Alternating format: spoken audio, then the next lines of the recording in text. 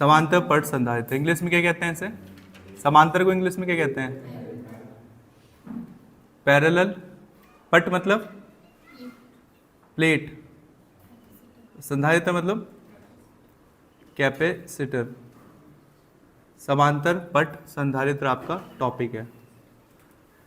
जिस हिसाब से ये फ्रिक्वेंटली आया है उस हिसाब से ये क्या है आपका मोस्ट इंपॉर्टेंट टॉपिक है। और फिजिक्स में जो जो चीज़ मोस्ट इंपॉर्टेंट या इंपॉर्टेंट है वो चीज़ अक्सर बहुत आसान है, ये अच्छी बात है। पहली बुक में तो हर जगह जो चीज़ आपको ज़्यादा इंपॉर्टेंट लगेगी ना वो आसान भी है, इतना टफ नहीं है। समांतर पट संधारित्र, पैरेलल प्लेट कैपेसिटर। हेडिंग लिख लिया हो तो देख लें आगे, लिख लो हेडिंग, पैरेलल प्लेट कैपेसिटर समांतर पट संधारित्र।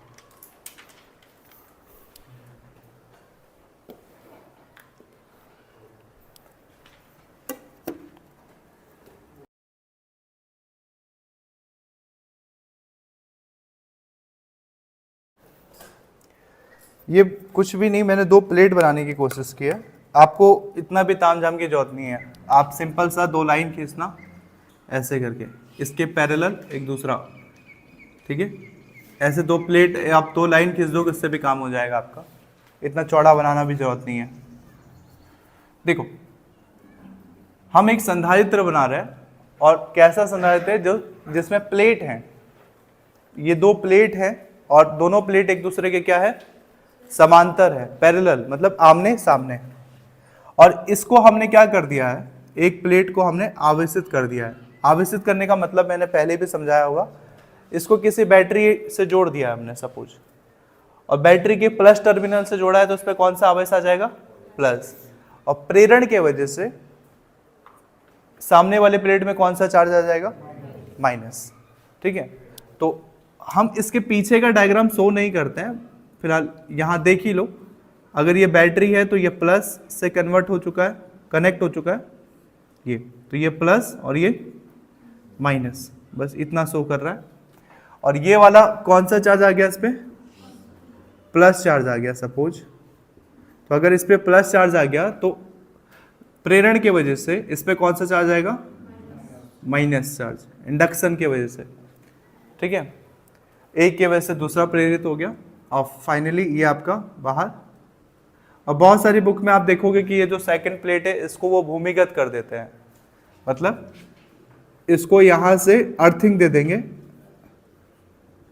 इसका मतलब है कि ये जो तार इसमें जोड़ा है ये आगे जाके किसी चीज से जोड़ा नहीं है, इसको जाके सीधा अर्थिंग कनेक्ट कर दिया है, अर्थिंग से मतलब, या फिर जमीन से कनेक्ट कर दिया है।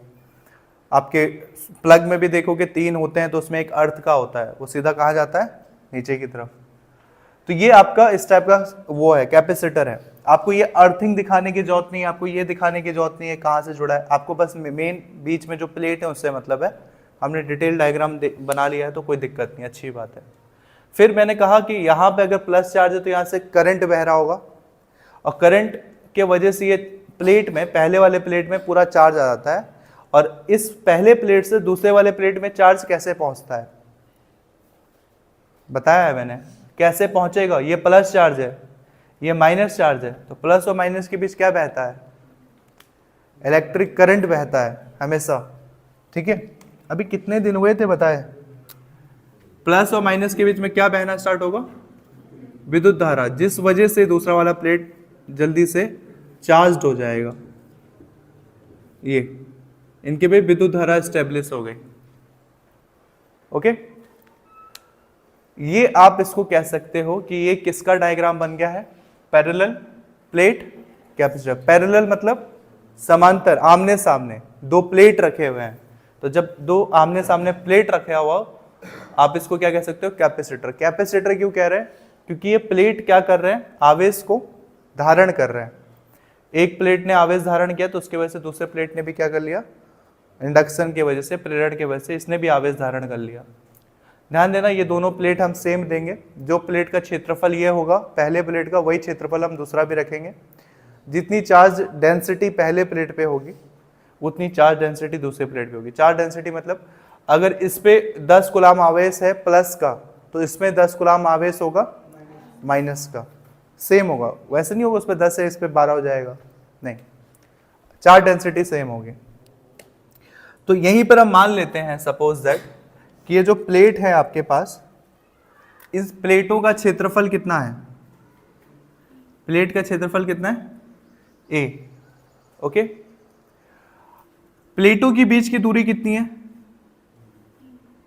स्मॉल डी, प्लेटों के बीच की दूरी है। ओके, और क्या मान सकते हैं, प्लेटों पे जो आवेश घनत्व है, आवेश घनत्व ये पृष्ठीय आवेश घनत्व होगा, प्लेट क्योंकि पृष्ठ के रूप में होते हैं तो इसको किस चीज से दिखा देंगे, प्लस सिग्मा, और इस पे कितना हो जाएगा, आवेश घनत्व को सिग्मा से दिखाते हैं, पृष्ठीय आवेश घनत्व को, तो इस पे प्लस सिग्मा है तो उस पे माइनस सिग्मा। ठीक है, मतलब जितना उस पे है उतना इस पे भी है, बस माइनस और प्लस का अंतर है। और इनके बीच का माध्यम इस पे भी डिपेंड करता है। सपोज कर लो कि हमें अभी के केस में हमें नहीं पता कि बीच में माध्यम क्या है। ओके, तो जो भी बीच में माध्यम होगा हम उसको एप्सिलॉन आर करके लिख देते हैं सपोज, या के करके भी लिख सकते हो, किसी बुक में कैपिटल के भी लिखा होता है, हम इसको एप्सिलॉन आर मान लेते हैं कि इसके बीच में क्या माध्यम है, एप्सिलॉन आर। जब बीच में कुछ नहीं रखा है तो नॉर्मली माध्यम तो हवा ही होता है कि बीच में हवा है माध्यम। ठीक है, एप्सिलॉन आर की वैल्यू मैं बाद में बता दूंगा लास्ट में। अगर एयर हो तो एयर के लिए एप्सिलॉन आर की वैल्यू कितनी होती है, 1, याद रखना। और बाकी बीच में अगर कोई प्रोडक्ट रखा हुआ है, परावैद्युत माध्यम रखा हुआ है, तो उसकी वैल्यू आपके न्यूमेरिकल्स पे पहले ही दिया हुआ एप्सिलॉन आर की वैल्यू, बट याद रखना अगर हवा है तो कितनी हो जाएगी वैल्यू, 1। तो अभी तक डायग्राम में क्या क्या चीजें हैं समझ में आई। ये आपका पैरेलल प्लेट कैपेसिटर है। क्यों कहा इसको पैरेलल, क्योंकि दोनों क्या है, एक दूसरे के आमने सामने, प्लेट है वो तो दिख ही रहा है। और कैपेसिटर क्यों कहा, क्योंकि ये क्या कर रहे हैं, आवेश धारण कर रहे हैं, चार्ज स्टोर कर रहे हैं। ओके, अब इसका क्षेत्रफल क्या है प्लेटों का, ए। प्लेटों के बीच की दूरी कितनी है, स्मॉल डी। बीच का माध्यम का परावैद्युतांक कितना है, एप्सिलॉन आर। चार डेंसिटी कितनी है, सिग्मा। ठीक है, प्लस सिग्मा माइनस सिग्मा हटाओ, सीधा बोलेंगे क्या है, सिग्मा। अब हम इसको डिराइव करना चाहते हैं। अच्छा, इन दो प्लेटों के बीच विद्युत क्षेत्र कितना एस्टैब्लिश हो रहा है। मान लिया इन दो प्लेटों के बीच विद्युत क्षेत्र कितना बन रहा है, ई बन रहा है। क्या आपने गॉस के थ्योरम वाले चैप्टर में, गॉस के एप्लीकेशन में, क्या ऐसा कोई डायग्राम देखा था जिसमें दो प्लेट के बीच में विद्युत क्षेत्र की तीव्रता निकालनी हो। आंसर याद है, गुड। पहले एक सिंगल प्लेट के लिए हमने गॉस थ्योरम में निकाला था एक आंसर। अगर सिंगल प्लेट है तो प्लेट से कुछ दूरी पर विद्युत क्षेत्र की तीव्रता कितनी होगी। तो सिंगल प्लेट होता था तो ई बराबर आता था हमारा सिग्मा अपॉन 2 एप्सिलॉन नॉट। जब एक प्लेट होता था, जब एक के सामने ये सपोज ए है और एक के सामने मैंने एक दूसरा प्लेट बी रख दिया जो कि सेम टू सेम पहले प्लेट की तरह है, और इसकी वजह से जो विद्युत क्षेत्र बना सपोज इसी बीच वाले पॉइंट पे, इसके वजह से भी विद्युत क्षेत्र कितना, अगर इस पे भी चार डेंसिटी सिग्मा है, इस पे भी सिग्मा है, तो इस पे भी विद्युत क्षेत्र कितना बनेगा, सिग्मा अपॉन 2 एप्सिलॉन नॉट। तो दोनों को जोड़ के कितना बनता था, 1/2 1/2। 1/2 मतलब आधा होता है ना, आधा। आधा प्लस आधा क्या हो जाएगा, पूरा, या फिर 2 एप्सिलॉन नॉट। ये 2 से 2 गया, सिंपल कितना बचेगा, ई बराबर सिग्मा एप्सिलॉन नॉट। ये अपने गॉस की थ्योरम वाले चैप्टर में किया हुआ है, आपको यहाँ पे ये सब करने की जरूरत नहीं है। आप बस याद रखो यहाँ पे आंसर कि दो प्लेटों के बीच में कभी भी विद्युत क्षेत्र कितनी होगी, दो समांतर प्लेटों के बीच में विद्युत क्षेत्र कितनी होती है, sigma upon epsilon not. Okay, देख लो ब्लर है, क्या रहे थे उस समय है, वरना सारा मेहनत बेकार जाता है। ये हो गया। यहाँ पे विद्युत क्षेत्र की तीव्रता कितनी हो जाएगी दोनों प्लेटों के बीच में, लेफ्ट और राइट अगर करेंगे तब अलग हो जाएगा, तब ये अकेला अकेला वैल्यू आएगा, sigma epsilon 0 sigma upon 2 epsilon 0। प्लेटों के बीच में विद्युत क्षेत्र की तीव्रता कितनी हो जाएगी, ई बराबर सिग्मा अपॉन एप्सिलॉन 0। याद रखना, प्लेटों के बीच में आपके कितनी हो जाएगी, सिग्मा अपॉन एप्सिलॉन 0। और क्योंकि यहाँ पर अगर परावैद्युतांक माध्यम हमने एप्सिलॉन आर भी माना हुआ है, तो आप इसमें दोनों तीव्रता आपको रखनी पड़ेगी, एप्सिलॉन 0 एप्सिलॉन आर। ठीक है, उसको लिख देंगे। अभी तक डायग्राम में जो जो शो किया हुआ है सब समझ में आया। ठीक है, अब जिसने हेडिंग नहीं लिखा है वो हेडिंग लिख लो। और डायग्राम अभी बनाओगे कि डेरिवेशन कर लें, डेरिवेशन कर ले पहले, ठीक है, बना लिया डायग्राम, ठीक है। इसमें एक चीज़ देख लेना, मैंने यहाँ पे नहीं लिखा हुआ है। अगर इसमें मान लिया इस आंसर के अकॉर्डिंग तो एप्सिलॉन 0 होता है, और यदि माध्यम में आपने एप्सिलॉन r वाले माध्यम में रखा है तो एप्सिलॉन r भी में ऐड कर लेना, एप्सिलॉन 0 एप्सिलॉन r। कुछ नहीं, अगर वायु है तो एप्सिलॉन r की वैल्यू 1 हो जाएगी, बात वही है, एप्सिलॉन 0 एप्सिलॉन r। देख लो आगे, लिख रहे हो, लिख लो। देखो इसमें हमें निकालना क्या है, आंसर क्या निकालना है, मतलब धारिता निकालनी होगी ना। संधारित्र है तो संधारित्र के लिए क्या कैलकुलेट करना है, किस चीज से दिखाते हैं धारिता को, क्या फॉर्मूला होता है सी का, Q/V। मैं रिवर्स मेथड अपनाऊं, रिवर्स इंजीनियरिंग, मतलब हमें नहीं पता आंसर क्या है, फिर भी हम डेरिवेशन का पूरा स्टेप पता कर लेंगे, ठीक है। ये मेरा फेवरेट मेथड रहता था। देखो अभी तक आपको पता ही नहीं कि हमें करना क्या है, बट स्टेप का अंदाजा आपको अभी लग जाएगा। हमें पता है, उल्टा चलो, हमें पता है कि पहले निकालना क्या है, C निकालना है, तो C का फॉर्मूला क्या है, Q/V। मतलब C पता होने के लिए आवेश और V का तो पता होना चाहिए बॉस। आवेश का कोई नहीं है, आवेश मान लो कि इस पे कितना आवेश है, प्लस सिग्मा है, तो इसमें मान लो कितना आवेश है, प्लस Q, इस पे माइनस Q। आवेश तो मान सकते हैं नॉर्मली, बट दिक्कत क्या है, हमारे पास क्या नहीं है अभी, V कितना पोटेंशियल है, विभव कितना है, वो हमें नहीं पता। इसका मतलब C निकालने के लिए किसका पता होना जरूरी है, V का पता होना जरूरी है। चलो एक हिंट हमें मिल गया। V का सबसे सिंपल फॉर्मूला कौन सा होगा जो इसमें टर्म्स यूज हो रहे हैं उससे बन सके फॉर्मूला, V बराबर जो इनसे बन सके KQ/R, KQ/R, हाँ बन सकता है, बट R, और उससे सिंपल फॉर्मूला याद करो वेद, V बराबर ED।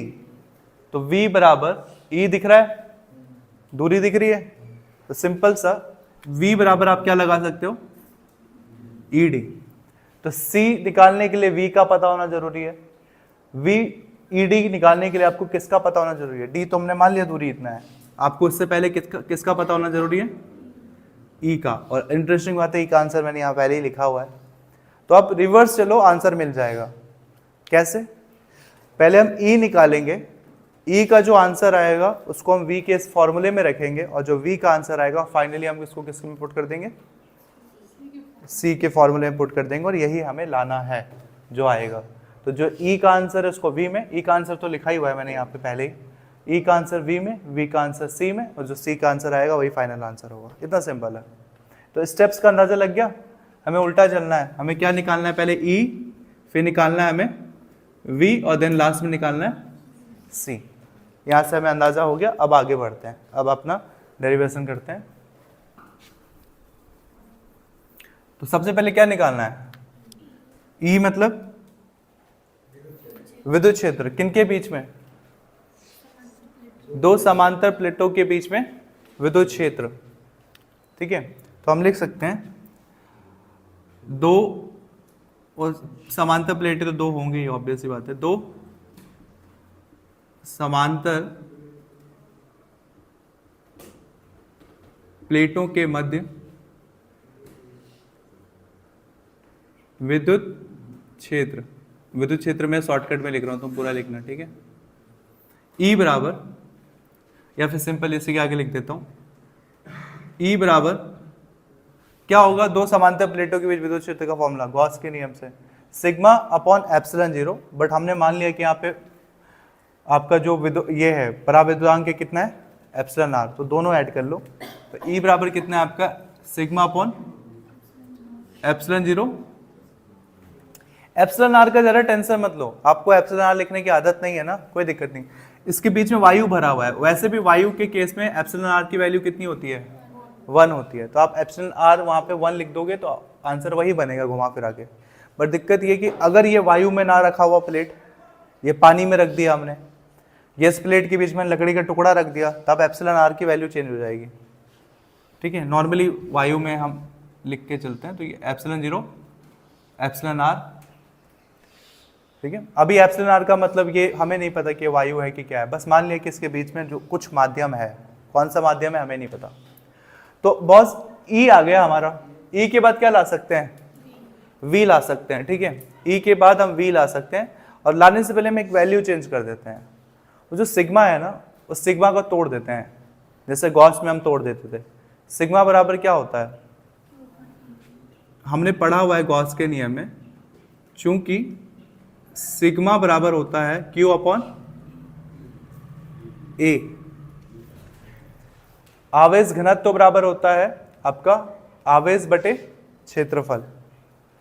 तो वहां पे अगर वैल्यू रख दोगे, चूंकि सिग्मा बराबर ये, अतः या फिर इसको अलग से ब्रैकेट में मैं लिख दूंगा, ई बराबर क्या लिख सकते हैं, ई बराबर सिग्मा की वैल्यू कितनी है, क्यू अपॉन ए है, तो सिग्मा की जगह रखो क्यू अपॉन ए। देखो सिग्मा की जगह रख दिया मैंने क्यू अपॉन, नीचे क्या बच गया, एप्सिलॉन जीरो एप्सिलॉन आर। ये आपका क्या आ गया, ई आ गया। ई के बाद हम किसकी बात करेंगे, वी निकालेंगे। वी का कौन सा फॉर्मूला बताया था, वेद, वी बराबर ई डी। तो वी को कहते क्या है हिंदी में, किसके बीच विभव है, प्लेटों के मध्य विभव, प्लेटों के मध्य विभव। विभव को किस चीज से दिखाते हैं हम, वी बराबर ई डी। विभव बराबर विद्युत क्षेत्र की तीव्रता इनटू प्लेटों के बीच की दूरी, जिसको हम डी से दिखाते हैं, वी बराबर ई डी। तो ई की वैल्यू ऊपर आई हुई है, आप चाहें तो लिखो इक्वेशन 1 से कुछ इक्वेशन नंबर डाल दो, या फिर इतना तो कॉमन सेंस है ही है, ई ऊपर से दिख रहा है तो ई की वैल्यू क्या है आपके पास, उतार लो, Q upon A epsilon zero R, epsilon zero R, epsilon zero R, और ऊपर क्या है डी। तो मैं डी को इसी में लिख दूं, समझ गए। ई की वैल्यू देखो ऊपर वाली उतार ली है, और डी की जगह डी की वैल्यू क्या आ गया आपके पास, वी आ गया। अब वी की आंसर हमें किस में पुट करना है, सी में। देखो उसका फायदा ये हुआ कि हमें पहले से पता है कि कैसे कैसे आगे बढ़ना है, ठीक है। ऐसे ब्लाइंड गेम खेलोगे तो आपको दिमाग में रहेगा कि हमें कैसे पता कि वही आंसर लास्ट में आएगा, इसलिए आप हमेशा उल्टा करके चलोगे तो बहुत सही रहेगा, स्टेप्स का पहले अंदाजा लग जाएगा। अब आगे धारिता, संधारित्र की धारिता का फॉर्मूला सी बराबर क्या अपॉन बी। तो हम लिख दें समांतर पट संधारित्र की धारिता, अतः शुक्र है ब्लैक पहना हुआ था, अतः पीपीसी कहते हैं इसे शॉर्टकट में, बट आप मत बोलना, समांतर पट संधारित्र की धारिता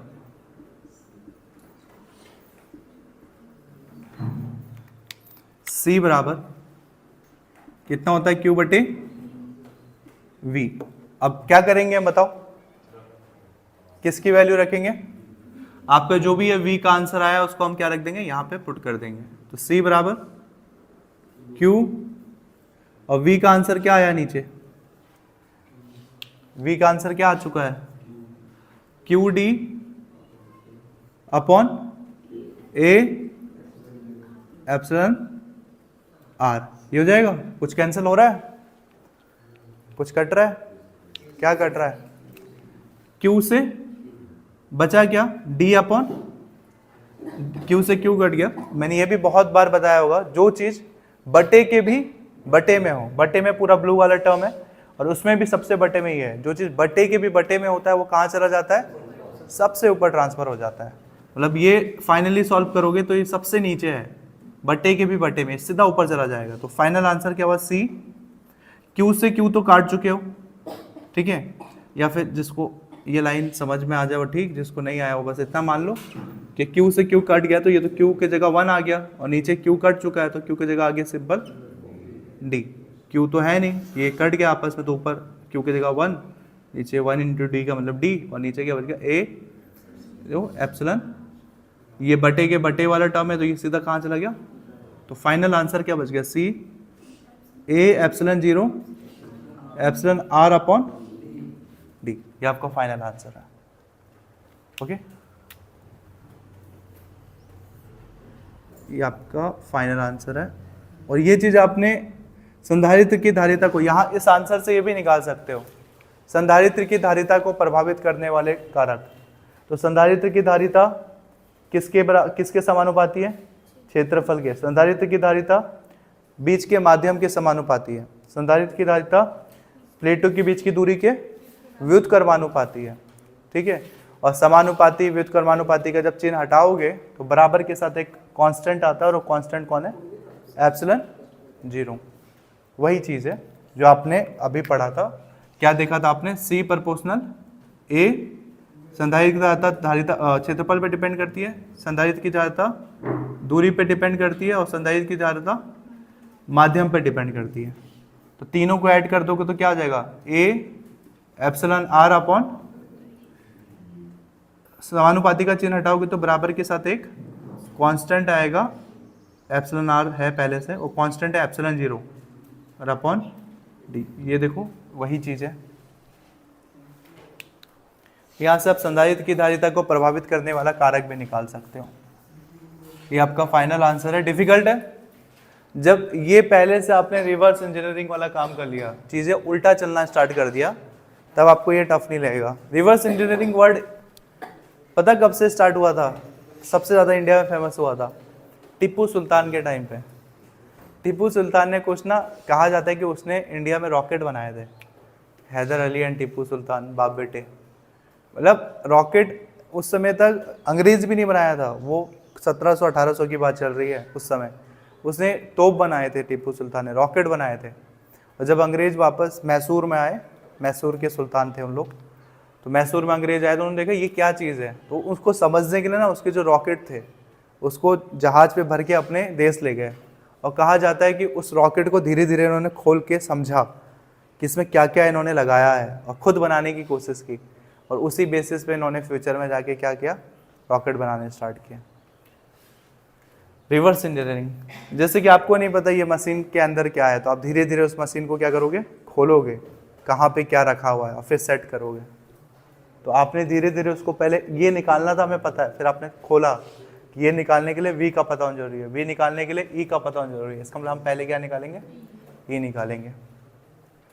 ये आपका मोस्ट इंपॉर्टेंट क्वेश्चन था, बट डिफिकल्ट है नहीं। सिंपल सा आपने एक स्टेप बाय स्टेप वैल्यू रखते गए, आंसर करते गया, फाइनली जो बचा वो आपका आंसर है। तो आप इसको उतार लो, रिपीट कर दूंगा, पहले इसको उतार लो।